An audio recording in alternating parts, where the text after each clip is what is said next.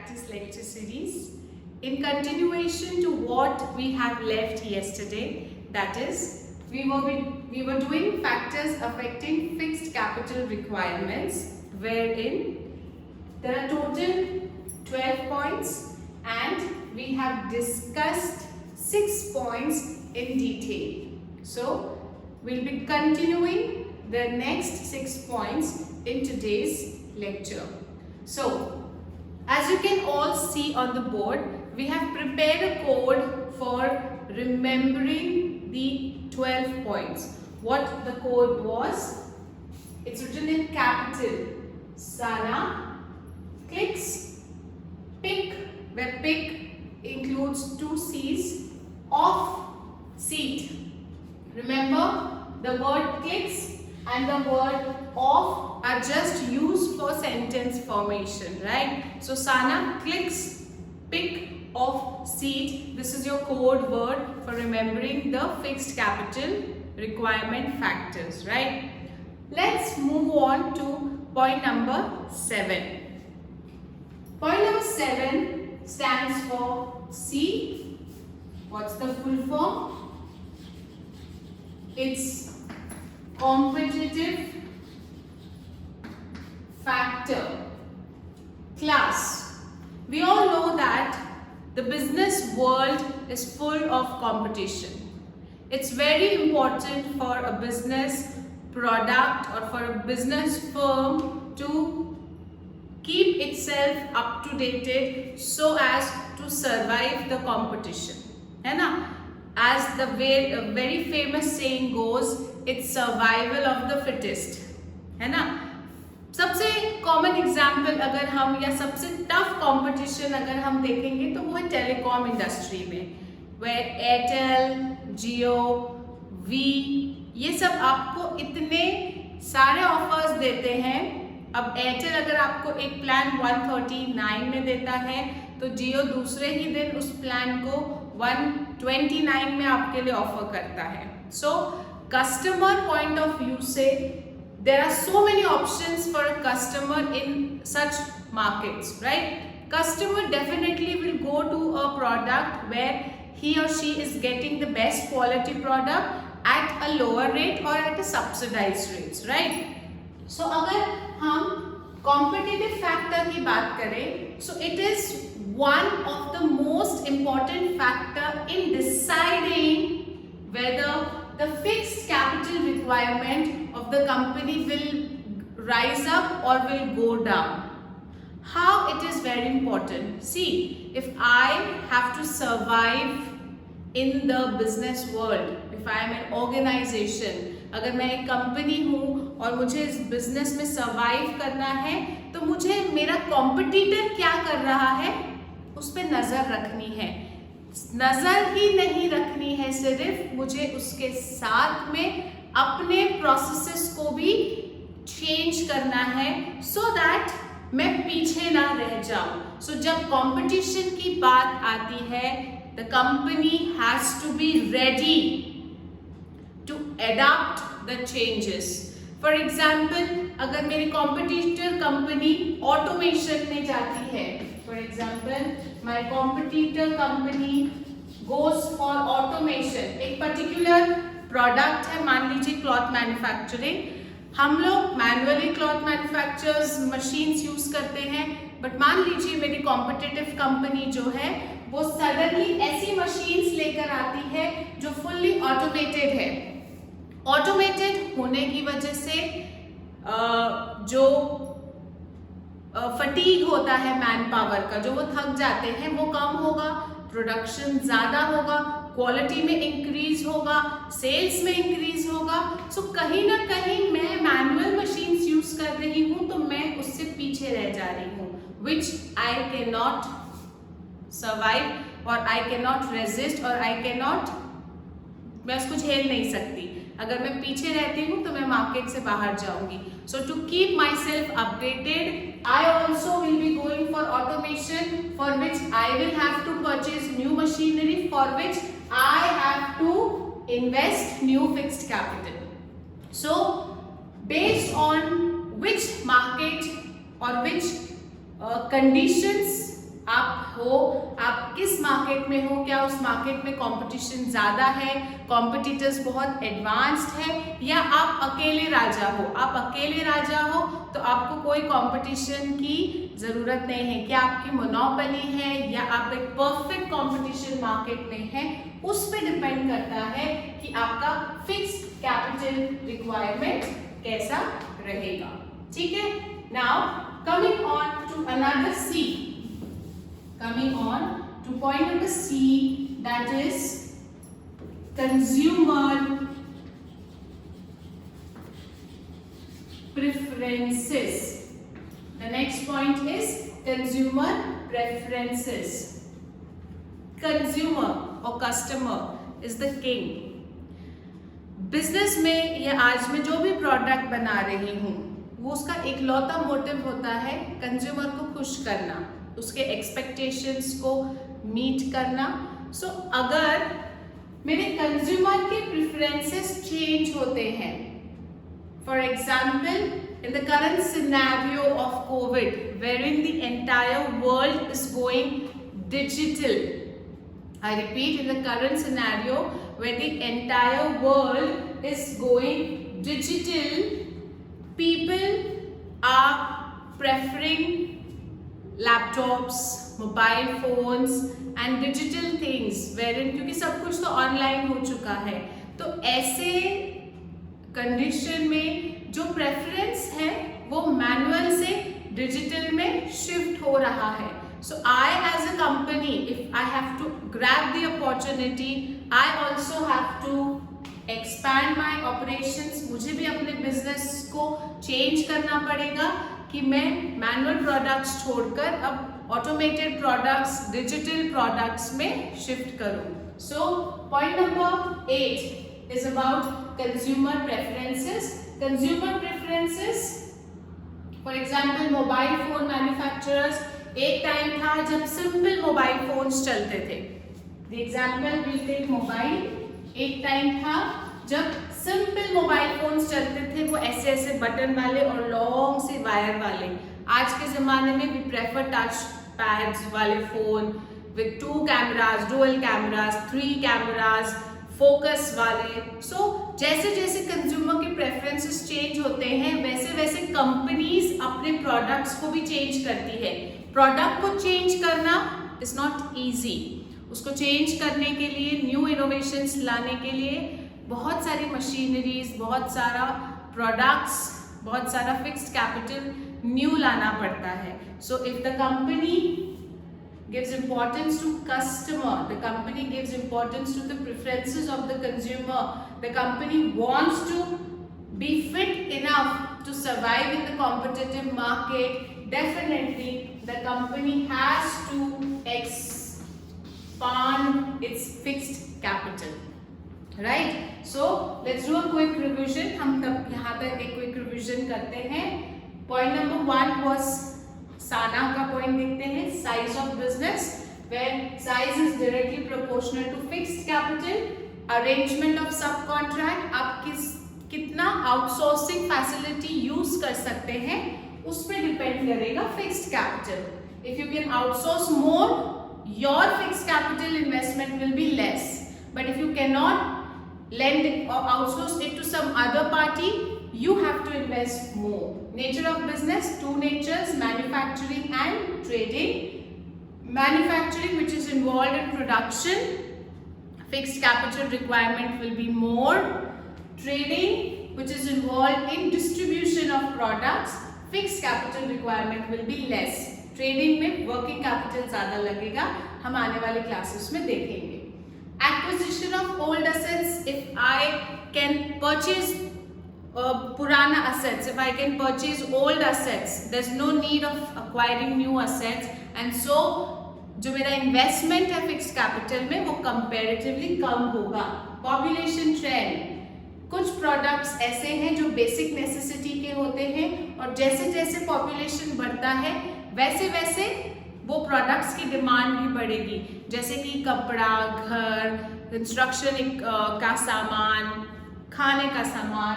सो ऐसी कंपनीज में पॉपुलेशन की वजह से फिक्स्ड कैपिटल भी बढ़ेगा इंटरनेशनल कंडीशंस में किस चीज़ों का डिमांड है, जैसे अभी कोविड में ventilators, face shield, sanitizers, mask का डिमांड है, because that's an international prevailing condition.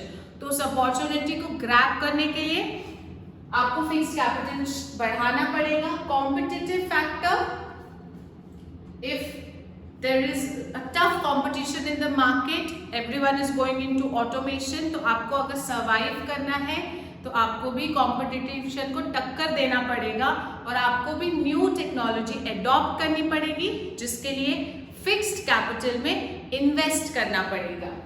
Consumer के प्रेफरेंसेस बहुत जल्दी चेंज होते हैं, but if consumer is the king, अगर आप उस इंडस्ट्री में हैं जहां कंज्यूमर का प्रेफरेंस चलता है, जैसे कि फैशन इंडस्ट्री, कंज्यूमर का प्रेफरेंस चलता है, मोबाइल इलेक्ट्रॉनिक इंडस्ट्री, कंज्यूमर का प्रेफरेंस चलता है, तो you have to change your product according to the preferences of the consumer, and for changing the product you have to invest in fixed capital. So यहाँ तक 8 points complete है।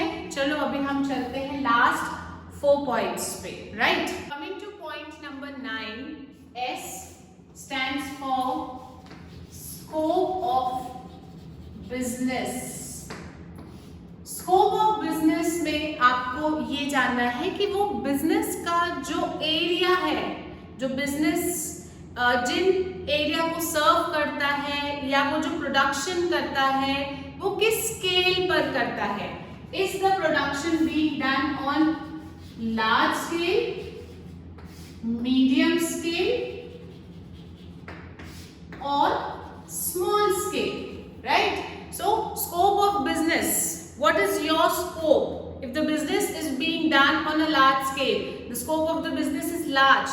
So भाई मेरा हाथ देखो, अगर बिजनेस लार्ज है तो लैंड ज्यादा रहेगा, मशीनरी बड़ी रहेगी, फर्नीचर ज्यादा लगेगा, फिक्सचर्स ज्यादा लगेंगे, प्लांट बड़ा होगा। बट अगर बिजनेस छोटा है या मीडियम है तो कंपैरेटिवली फिक्स्ड कैपिटल कम लगता है। So if the scope of the business is large, the fixed capital requirement will go on. If the scope of the business is small or medium, the fixed capital will gets reduced automatically. So here we can write down a different equation. Scope is directly proportional to fixed capital. If scope increases, fixed capital increases. If scope of the business decreases, the fixed capital requirement also decreases. ठीक है, अब चलते हैं next point पे, E which stands for extent of lease or rent. Now rent यानी भाड़े पे, rent यानी किराए पे, भाड़े पे लेना। Lease is a form of rent, but यहाँ पर आप किसी को एक कॉन्ट्रैक्ट में एंटर करते हैं और कुछ पर्टिकुलर पीरियड के लिए। जनरली अगर आप जब घर से कॉलेज आते हैं और if you are going somewhere, if you see बहुत बड़े बड़े अगर ऑफिसेस की स्पेस है जो खाली पड़ी है, तो वहां पर लिखा होता है available for lease of 10 years या available of lease for 20 years. That means that particular place or the owner of that particular place is ready to give you that particular place for usage, but for a particular period. I repeat, the owner of that place. For example, एक shop है जो मैं lease पर ले रही हूँ 10 साल के लिए, ठीक है। तो वो जो ओनर है उस शॉप का, उसने मुझे 10 साल के लिए वो जगह यूज करने के लिए दी। तो हम दोनों ने एक कॉन्ट्रैक्ट किया, उस कॉन्ट्रैक्ट के अंदर मैं उसको उस लीज के बदले में, यानी वो जो उसने मुझे जगह यूज करने के लिए दी है, उसके रिटर्न में व्हाट एम आई गिविंग, मैं क्या उसको कुछ मंथली दे रही हूँ, ईयरली दे रही हूँ, कुछ कमीशन दे रही हूँ मेरी इनकम का। That might change on person to person, right. Rent आप जनरली लेते हो कुछ टाइम के लिए, 1 महीना 2 महीना के लिए। Lease generally you do it for a longer period of time. So coming to the point, if the business you are involved, if the business in which you are involved, it allows you to use fixed fixed assets either on lease or rental basis. तो आपको खुद का खरीदने की जरूरत नहीं है और खुद का फिक्स्ड कैपिटल इन्वेस्ट करने की जरूरत नहीं है. फॉर एग्जाम्पल, आप जिस लैंड में फैक्ट्री खोलना चाहते हैं वो लैंड आपने किसी से 20 साल के लिए लीज पर ले लिया, right? So you don't have to purchase your own land. अगर आप जो मशीनरी यूज कर रहे हो वो आपने किसी से रेंट पर ले लिया. आपको पर्टिकुलर काम, फॉर एग्जाम्पल जैसे हम देख रहे थे कि रोड मैन्युफैक्चरिंग का काम है मेरा, तो मुझे जो क्रेन होती है वो ज्यादा नहीं लगती, महीने में 2 ही बार यूज है, तो वो 2 दिन के यूसेज के लिए why should I purchase a machine which is very costly. So what I will do, I will use it on rental basis. यानी जब मुझे जरूरत है 2 दिन के लिए मैं लाऊंगी, यूज करूंगी, रेंट पे कर दूंगी, बात खत्म. So the point says that if your business allows you or if you have the facility of using on lease or rental, your fixed capital requirement will go down. आपको खुद का पैसा इन्वेस्ट करने की जरूरत नहीं है अगर आप लीज या रेंटल बेसिस पे यूज करते हैं. इस पॉइंट को आप इस चीज से कनेक्ट कर सकते हो, outsourcing and acquisition of old assets. ठीक है? So scope of business, extent of lease और rent. And now coming to point number 11, A, another A stands for acquisition of assets on concessional rates. I repeat, acquisition of assets on concessional rates.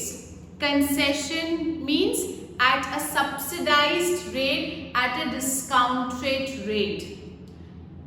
Let us take an example. The best example of concessional rates for we people is Mihan, right? Mihan. Can I know the full form of Mihan? अब जब हम ये बात कर ही रहे हैं तो हम मिहान का फुल फॉर्म देख लेते हैं. आई होप सभी ने मिहान सुना होगा. यहाँ पर हमारे पास में ही है, हिंगना वगैरह के साइड में. सो मिहान is multi modal international hub airport at Nagpur. I repeat, multi modal international hub airport at Nagpur. जब हम बुट्टी बोरी की तरफ जाते हैं या जब हम वर्धा रोड की तरफ जाते हैं तो हम वहां पर ऐसा बोर्ड देखते हैं मिहान का लगा हुआ, और एक ऐसा भी लिखा होता है SEZ, SEZ. So what is the full form of SEZ? SEZ stands for Special Economic Zone, right? I repeat, Special Economic Zone, Multimodal International Hub Airport at Nagpur. अब आप सोच रहे होंगे कि मैम SP पढ़ाते पढ़ाते हमें जनरल नॉलेज में कहाँ ले गई. सो मैंने क्लासेस में भी बताया है कि commerce cannot be just taught from your textbooks. You have to keep your eyes and ears open to learn commerce. It is an ongoing process, right? So हमें अपनी आंखें खुली रखनी है. जब भी हम रास्ते में देखते हैं उसको एनालाइज करो, इंट्रोस्पेक्ट करो. हम पढ़ रहे हैं कंसेशनल रेट्स पे. कंसेशनल रेट्स का मतलब होता है that you are getting certain products, you are getting certain facilities, for example land, for example machineries, for example coal if you are needing, water if you are needing for your manufacturing purpose. Government, generally state governments, generally understand the thing, state governments अपने particular state में या particular area में industrial growth को promote करने के लिए ऐसे कुछ ऑफर्स देती है बिग बिग इंडस्ट्रियलिस्ट को to attract them in that particular area, so that when they get attracted they will come they will invest in that particular area. अब अगर हम एक particular area को develop करना चाहते हैं, जैसे मिहान, it was a wonderful project which was set up in Nagpur. Reason, Nagpur is the center of India. यहाँ से the distribution of products all over the India was very convenient. इस purpose से मिहान का outlook किया गया था या किया गया है. जब कोई पर्टिकुलर एरिया को गवर्नमेंट डेवलप करना चाहती है तो गवर्नमेंट अपनी तरफ से लोगों को, लोग यानी बिग इंडस्ट्रियलिस्ट को अट्रैक्ट करने के लिए कुछ ऑफर्स देती है कि अगर मार्केट में मान लीजिए लैंड का रेट चल रहा है 1 करोड़ एकड़, तो मैं आपको कंसेशनल रेट्स में दिलवा दूंगी 70,000 पर एकड़, राइट. सो इस तरीके से अगर आपको कोई मशीनरी इंपोर्ट करनी है मे बी फ्रॉम चाइना और जापान, तो अगर आप मिहान के लिए इंपोर्ट करते हैं, इस प्लांट के लिए इंपोर्ट करते हैं, तो उस पर जो भी इंपोर्ट चार्जेस या इंपोर्ट ड्यूटीज लगेगी वो हम वेव ऑफ करवा देंगे. प्लस आपको जो क्लियरेंसेस लगते हैं, you know, environmental clearance, pollution clearance, वो हम सब आपको सिंगल विंडो यानी एक ही बार में दिलवा देंगे. आपको जो वाटर सप्लाई होगा, बाकी लोगों को अगर महंगे में मिलता है, आपको वो कंसेशनल रेट्स में वाटर सप्लाई मिलेगा. इलेक्ट्रिसिटी सप्लाई भी आपको वहां सस्ते में होगी. So when a particular industry gets so many options from the government, it automatically gets attracted to invest in that particular area. Why? Because they are getting assets on concessional rates. फायदा तो company का ही हो रहा है, plus फायदा government का भी हो रहा है. गवर्नमेंट ऐसे अट्रैक्ट क्यों करती है? बिकॉज गवर्नमेंट उस एरिया को डेवलप करना चाहती है. वो एरिया डेवलप होगा तो वहां के लोगों को एम्प्लॉयमेंट मिलेगा, वहां के लोगों को एम्प्लॉयमेंट मिलेगा तो उनका स्टैंडर्ड ऑफ लिविंग रेज होगा. स्टैंडर्ड ऑफ लिविंग रेज होगा तो धीरे धीरे वो लोग इकोनॉमी की ग्रोथ में कंट्रीब्यूट करेंगे. सो ये सब प्लान्स होते हैं, राइट. सो ऐसा बहुत कॉमन है. इफ यू सी झारखंड में coal mines, if you see Visakhapatnam में there are ferro alloy plants. So हर एक पर्टिकुलर स्टेट की जो गवर्नमेंट होती है वो अपने स्टेट में इंडस्ट्रियल डेवलपमेंट को प्रमोट करने के लिए कंसेशनल रेट्स में सारी फैसिलिटीज अवेलेबल करवा कर देती है, राइट. सो अगर मैं वो इंडस्ट्री हूं जिसे कंसेशनल रेट्स में मिहान में जगह मिल रही है, तो आप मुझे बताइए कि अगर मैं कहीं और लैंड लेती हूं तो 1 करोड़ में मिलेगी, मिहान में लेती हूं तो 70,000 में मिलेगी. So my fixed capital requirement will be less if I invest in a place where I am getting the assets at concessional rates. So for a company, this is also one very important factor in deciding whether my fixed capital requirement will be high or low. अगर आपको concessional rates में आपको factory बनानी है, बनाओ, but अगर आपको कहीं ऐसी जगह फैक्ट्री बनाकर मिल रही है जहां सस्ते में आपको सब कुछ मिलेगा, so why not grab the opportunity? Remember the example Mihan and SEZ, best example for understanding assets on concessional rates. कभी टाइम मिलता है पेरेंट्स के साथ, डेफिनेटली आफ्टर लॉकडाउन जाओ, go and see the place, the development. हाँ, sadly वो development आधे में रुक गया because of few reasons.